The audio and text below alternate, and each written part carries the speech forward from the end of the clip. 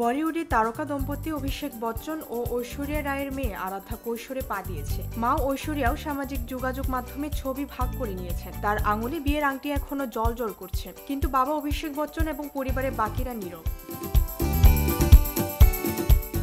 সব সময়কার মতো অমিতাভ বচ্চন নিজস্ব ভঙ্গিতে ছেলের বিচ্ছেদের খবরটি ভুয়া বলে চালিয়ে দিয়েছেন। পরিবারের সম্মানহানি যাতে না হয় সে কারণে সচরাচর তিনি নিজের পরিবার নিয়ে সমাজ মাধ্যমে মুখ খুলেন না, কিন্তু অবলীলায় সামাজিক যোগাযোগ মাধ্যমে ও সংবাদ মাধ্যমে সেটাই প্রতি মুহূর্তে দেখে তিনি স্তম্ভিত।